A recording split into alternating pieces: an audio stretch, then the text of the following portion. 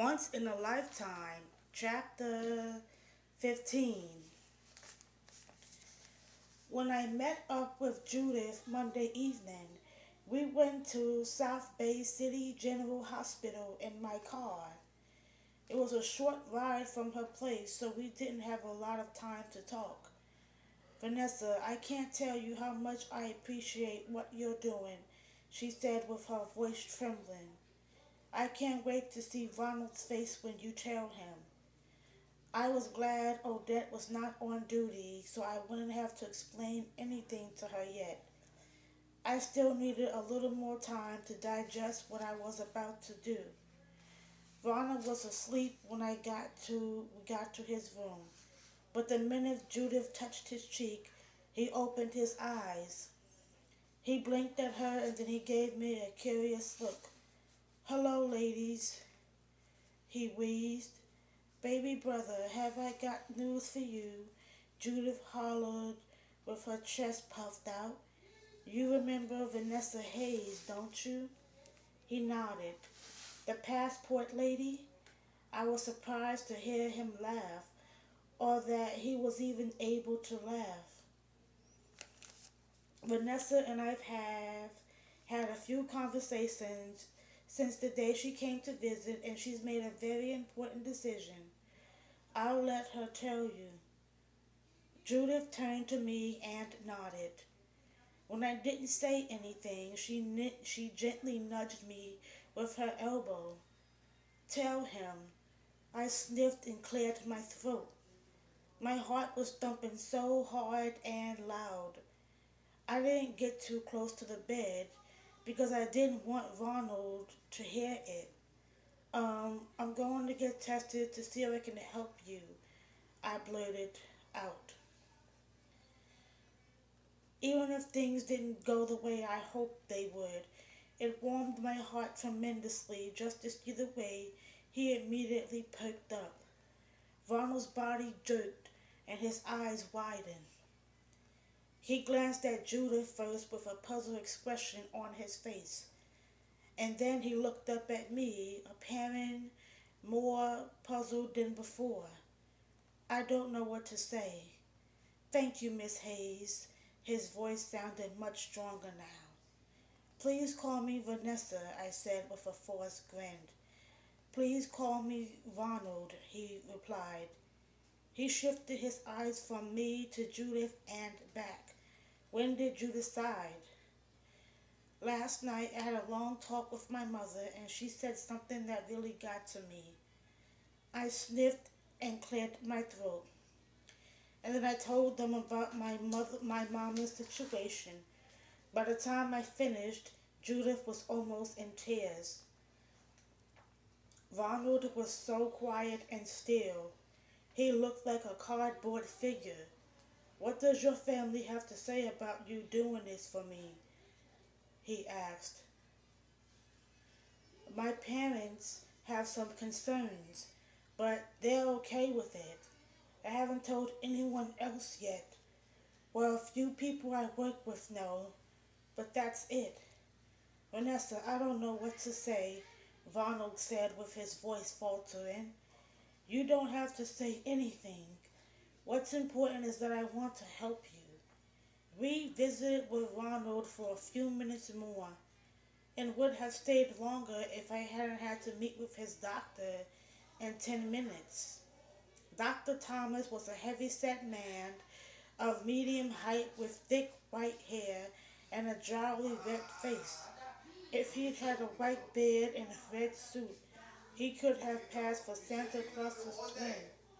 He introduced himself, shook my hand, and waved me to a chair in front of his desk.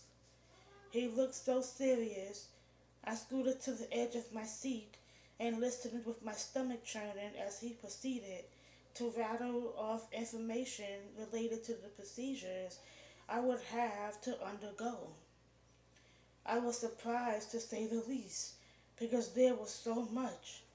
To start, I have to submit to psychological evaluation, and then in addition to a basic medical screening, there was a long list of tests I had to endure, everything from cancer screening to a chest x-ray. Dr. Thomas disclosed a few other things that only confused me. I didn't tell him I was confused because I didn't want him to get the impression that I had made my decision on a lark. I figured that once we got things started, if I was still confused, I could get more clarification then. The main thing was I didn't want him to not take me seriously and ultimately dismissed me as the potential donor. Dr. Thomas smiled for the first time since I entered his office. Do you still want to go through with this, Miss Hayes? Even though my heart was pounding and my head was throbbing, I was as determined as ever. But I wanted to get it over and done with as soon as possible. Yes, I do. Can I get tested this week? I'm sure we can get it started. What day works for you? Any day this week. Tomorrow's not good. This Wednesday is the earliest we can get you situated. There's a lot of paperwork, so you need to be back in my office Wednesday morning by 8 a.m. The earlier in the day we start, the sooner we can get everything taken care of. Dr. Thomas explained that if the folks in the lab were not too swamped, most of the tests could be administered on Wednesday. I cringed when he told me that all female donors had to undergo a gynecological exam and a mammogram. That couldn't be done until Thursday. I left the hospital in the middays. During the ride home, Judith kept telling me how much I had already changed Ronald's outlook.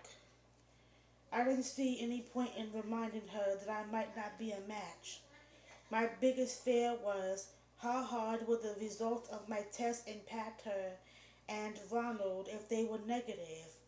With all the other things on my mind, I pushed that thought to the back and hoped it would stay there until it was no longer an issue. After I dropped Judith off at her apartment, I drove slowly toward my street, even though traffic was very light. I was glad that the dusky evening skyline in my rearview mirror looked so serene. It had a calming effect on me, which was something I needed more than ever, because Dr. Thomas' words were still ringing in my ears. By the time I entered my apartment, I was in a fog of anticipation. One question that stood out in my mind was, what have I gotten myself into? But each time I thought about how much this situation was impacting Judith, not to mention Ronald, I told myself that no matter what, I would never back out. I didn't just look tired. I felt like I had not gotten any sleep or rest in days. I stretched out on my couch and didn't wake up until almost 8 a.m. Tuesday morning. I had just enough time to take a shower and get dressed for work. I hadn't eaten dinner the night before and my stomach was growling, so I picked up a snack at Starbucks on my way to the office. Jim was okay with me taking off Wednesday and told me I should have taken off today as well, so I could get plenty of rest before I checked into the hospital. Since I was already at the office, I decided to stay. I was glad I hadn't had to cancel the plans I made for tonight. But the last thing I wanted to do now was go on a date even with Homer. I was glad I didn't cancel though. Even if I didn't have a good time, at least it would take my mind off the series of compatibility tests I had coming up. When I arrived at Dino's a few minutes before 7 p.m., Madeline, Kirk, and Homer were already there, all dressed to kill. I wore the same green dress I wore on my last date with Barry. They had been seated at a table near the wall, facing a life-size statue of a Roman gladiator. Our waiter took our orders, huge plates of pasta and seafood for them and a chef's salad for me. The first few minutes were awkward.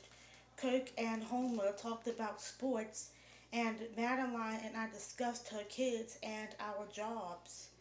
We all raved about the restaurant's spectacular Mediterranean decor and the soothing piped in dinner music. I was thrilled when our orders finally came, and I was glad they had ordered champagne. I was feeling antsy, so it helped me relax. So, Vanessa, what have you been up to lately? Homer asked with an amused look on his moon face. He had finished his meal and was now picking his teeth with a toothpick, which I thought was a crude thing for somebody to do in such an upscale restaurant.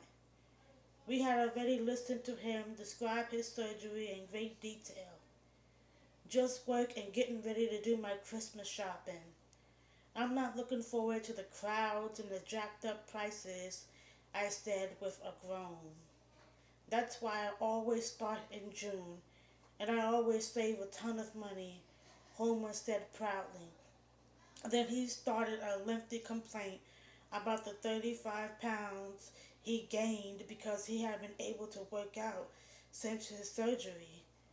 My doctor had told me point blank that I wouldn't have to worry about losing or gaining weight. And just look at me, wearing a new suit big enough to cover a couch. He golfed and slapped his belly. Oof. Humph. I got a good mind to join Weight Watchers and send Dr. Brown the bill. I was glad Madeline steered the conversation in another direction. Vanessa, Homer had a problem with his mail last month too, she stated. The DMV lost his driver's license renewal application and he had to reapply. She smoothed down the sleeves of her hot pink silk dress and gave me a wink. If that wasn't bad enough, when the DMV put the license in the mail, the post office lost it. Curtis tossed in. His dreadlocks were slightly shorter than Madeline's. With his snazzy black suit and owlish features, he looked more like a professor than an IRS special agent who investigated potential criminal violations and related financial crimes. It's just as well. I'm still having some discomfort with my hip, so I won't be driving for a while anyway, Homer whined. I remained silent until the three of them rambled on for 10 minutes about subjects that didn't interest me much.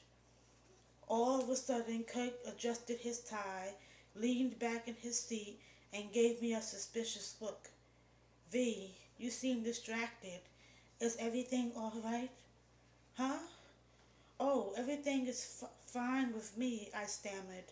It's just that today was one of those days at work. Things happen that I can't stop thinking about. Homer gazed at me from the corner of his eye. If you let whatever happens at work stay at work, you'll be better off. Take my word for it, V, he advised. I didn't know how to respond to that, so I kept quiet. I did nod, though. Madeline cleared her throat and glanced around the table, smiling at each face. It's still early. Why don't we swing by the Spiderweb Club for a couple of hours? She chirped. I hear they've expanded the dance floor. It sounds like fun, but I'll have to pass tonight, I said quickly. I have a few chores to take care of when I get home. I love to go to the club and get loose. It would help me jumpstart my weight loss, but my hip is still a little too tender. Sometimes I can barely move without pain shooting up and down, Homer whimpered as he squirmed in his seat. And then he lifted my hand and gave it a quick peck. Vanessa, I'm glad you were able to join us. I'm glad I was too, I mumbled. I had a nice time. The champagne bottle was empty, but they ordered coffee and dessert. so I knew it would be a while before they were ready to leave. I glanced at my watch. If it's okay with everybody, I'm going to leave now. I'll call you tomorrow, Madeline said, and then she gave me a sheepish look and gently kicked my foot under the table. Let's get together again soon, Cook suggested. If we start out earlier the next time, we can check out a club or two. Yeah, I mumbled. I'll walk you to your car, Homer volunteered, already wobbling up.